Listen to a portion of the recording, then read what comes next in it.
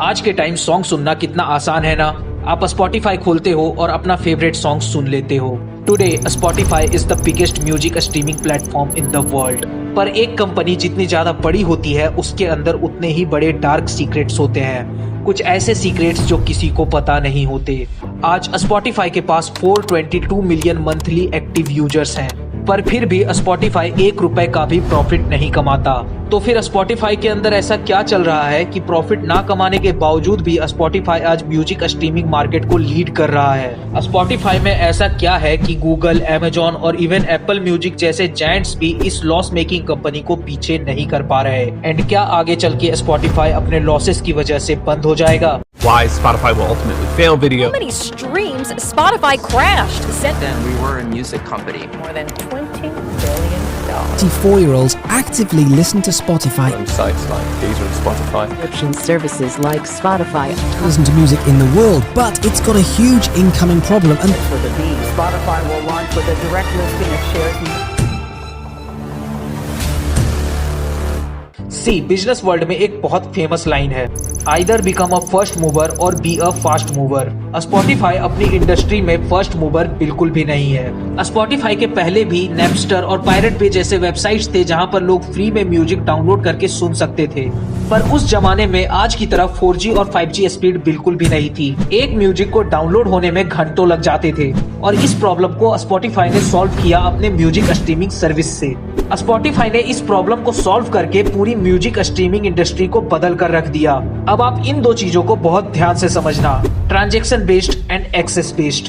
Spotify के पहले music सुनना एक ट्रांजैक्शन बेस्ड मॉडल था, यानी कि हर बार म्यूजिक सुनने से पहले लोगों को पैसे देने पड़ते थे। उस वक्त ऐसे सीडीज मिलते थे जिसमें सॉन्ग्स भरे होते थे, पर स्पॉटिफाई ने इस मॉडल को पूरी तरह से बदल के रख दिया एक एक्सेस बेस्ड मॉडल से, यानी कि आप स्पॉटिफाई डाउनलोड करके फ्री में अनलिमिटेड म्यूजिक को एक्सेस कर सकते हो। स्पॉटिफाई में आज 82 million songs and 3.6 million podcast हैं, जो कि बिल्कुल फ्री में अवेलेबल है।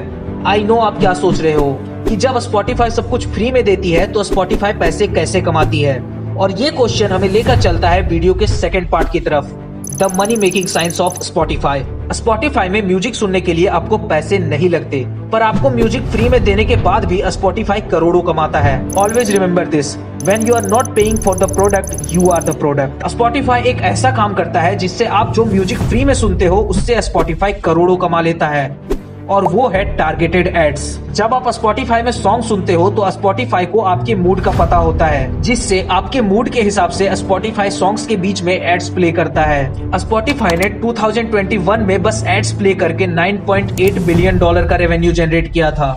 स्पॉटिफाई एक प्रीमियम प्लान भी सेल करता है, जिस प्लान को लेने के बाद स्पॉटिफाई आपको एड्स नहीं दिखाएगा, और यहाँ स्पॉटिफाई एक बहुत गंदा गेम खेलता है। स्पॉटिफाई असल में कितना डार्क है आपको यहीं से पता चलेगा।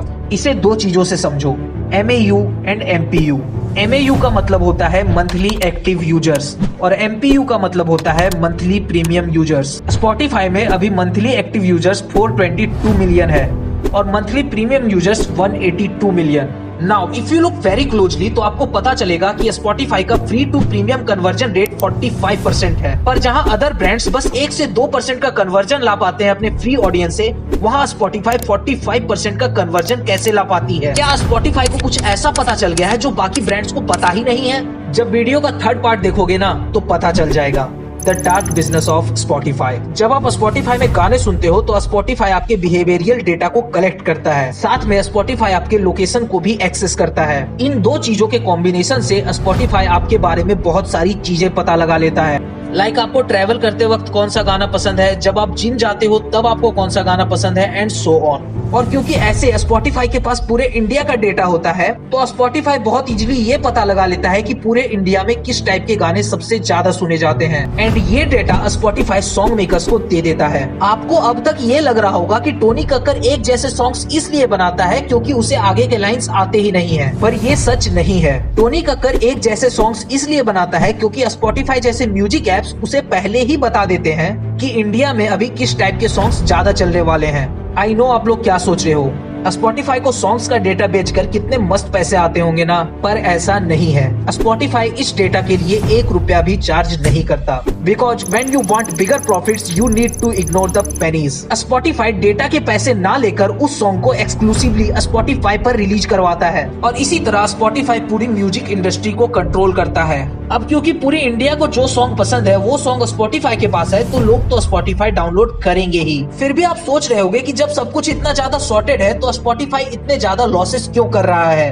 एंड मोस्ट इम्पोर्टेंटली, क्या स्पॉटिफाई अपने लॉसेस की वजह से बंद हो जाएगा? और ये हमें लेकर चलता है वीडियो के चैप्टर 4 की तरफ, the death of Spotify. Interestingly, Spotify ने 2020 में $581 मिलियन का लॉस किया था और 2021 में $39 मिलियन का।